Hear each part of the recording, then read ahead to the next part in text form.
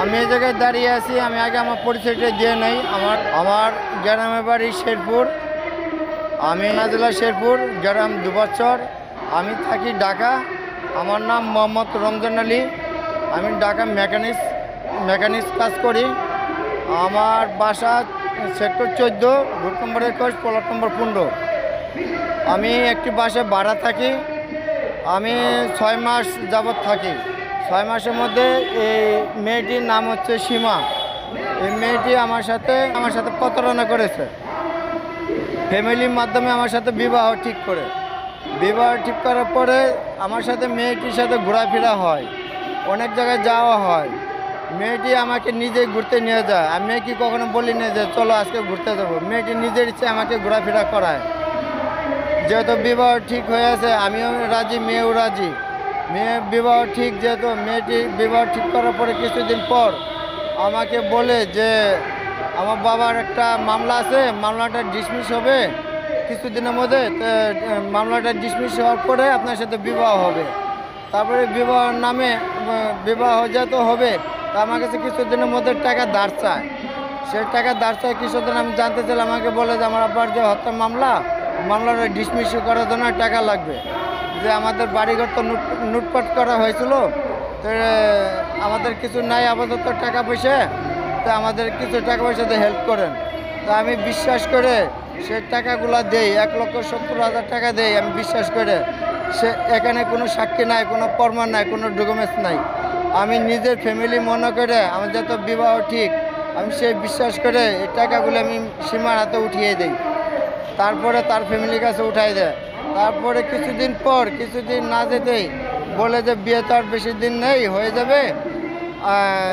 আপনি তখন ওই ডিয়াবাড়ি ঘুরতে যাই। সে আমার সাথে বলে যে আপনি আমার বিবাহের মধ্যে কী দিবেন।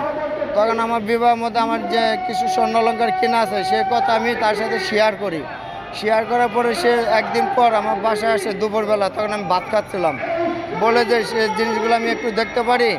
সে দেখার পরে বলে যে আমি এই জিনিসগুলো আমার বান্ধবীকে একটু দেখাবো, আমি একটু অফিসে যাব। তো তখন বলি যে ঠিক আছে যাও, এসে আমাকে দিয়ে দিও। পরবর্তীতে সে জিনিসগুলো আমাকে দেয় না। সে বলে যে বাসায় রেখে দিছি। তার পরবর্তীতে জিনিস চাইলে বলে যে আপনার জিনিস বাসায় রেখেছে, দিয়ে দিব, একথা বলে। তারপরেও থেকে আমি দেখা করার পরে বলে যে আপনি এখান থেকে যাইবেন নাকি আমি জনগণ ডাক দিব। বটতলা একটা জায়গা আছে, ওই জায়গায় আমি মেয়েটির সাথে দেখা করি। তখন মেয়েটির সাথে যখন আমাকে খারাপ আচরণ করে, তখন মেয়েটির ফ্যামিলির সাথে আমি আলাপ করি। মেয়েটির বোনের সাথে, মেয়েটির ভাইয়ের সাথে আমি আলাপ করি যে আপা আমার এই টাকা স্বর্ণগয়না অলংকার এগুলো আমাকে রিটার্ন দিয়ে দেন। সীমা এখন তো বিবাহের জন্য রাজি না। সে তার ফ্যামিলি আমাকে জানালো যে সীমা রাগ করেছে, আপনি কয়েকটা দিন ধৈর্য ধরেন, তাকে আমরা বুঝাবো। এই বোঝানোর কথা বলে আমাকে অনেক দিনই বোঝাচ্ছে, আমাকে সান্ত্বনা রাখছে আমি কারোর সাথে যেন শেয়ার না করি, কাউকে যেন না বলি। তারপরে মেয়েটি হঠাৎ করে অন্য একটি ছেলের সাথে পালিয়ে যায়। রোজার একদিন আগে 1 তারিখে পালিয়ে যায়। 1 তারিখেও আবার আমার সাথে দিনকাল ফাইনাল করে। ঈদের এক সপ্তাহ পরে শুক্রবারে আমার সাথে বিবাহ হওয়ার কথা ছিল। তারপর মেয়েটি যখন পালিয়ে যায়, তখন আমি মেয়েটিকে খোঁজার জন্য আমি বরিশালে যাই। মোবাইলের মাধ্যমে মানুষকে আমি দেখাই যে মেয়েটিকে কখনো দেখছেন কিনা। আমি ফেসবুকে স্ট্যাটাস দিই যে মেয়েটিকে কোথাও পেলে নাম্বারে যোগাযোগ করবেন, আমার সাথে প্রতারণা করেছে। তার পরবর্তীতে মেয়েটিকে 5 তারিখে রাত্রে পায়। 6 তারিখে দিন 11:30 দিকে মেয়ের বোন পারবিন আমাকে ফোন দেয় যে মেয়েটিকে সীমাকে পাওয়া গেছে, আপনি কোথায় আছেন, আপনি আসেন, আপনার সাথে বিবাহ দেওয়া হবে। এ কথা শোনার পরে আমি আসার পরে সেদিন সন্ধ্যার আগে, ইফতারের আগে আমার বাসায় হামলা করে মেয়ের বাবা জয়ধর, মেয়ের ভাই মোবারক, মেয়ের 2 বোন আমেনা এবং পারবিন। আমার ঘরে আমার থেকে 2টা মোবাইল নিয়ে যায়। আমার দেওয়ালা ছবি থাকে, সেই ছবিগুলি নিয়ে যায়। আর বিচ্ছিরিভাবে গালিগালাজ করে, বিভিন্নভাবে হুমকি দামকি দেয়। মেয়ের ভাই মোবারক সে চাপাটি নিয়ে যায়, আমাকে হত্যা করবে, মারবে এবং ভয়ভীতি দেখায় মানুষকে যেন কিছু যেন না বলি। তার পরবর্তীতে মানুষকে কিছু বলি না, আমি নিজে চুপচাপ থাকি। তাই এভাবে থাকতে থাকতে আমি তো দেখি কোনো সুপারিশ কোনো কিছু হয় কি না।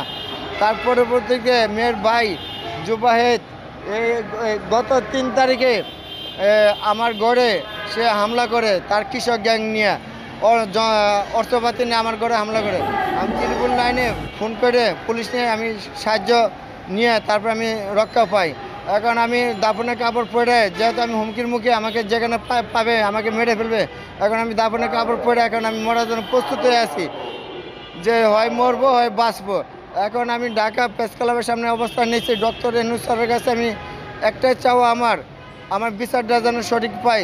স্যার, আমি যে স্বর্ণলঙ্কার যে টাকাগুলি দিয়েছে আমি নিজের ফ্যামিলির মাধ্যমে আমি দিয়েছি, বিশ্বাস করে দিয়েছি। এখানে আমার কোনো সাক্ষী প্রমাণ কিচ্ছু নাই, যেহেতু আমার সাথে বিবাহ ঠিক।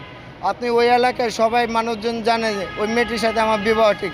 এই মেয়েটি কয়টি স্যার বিবাহ হইতে পারে?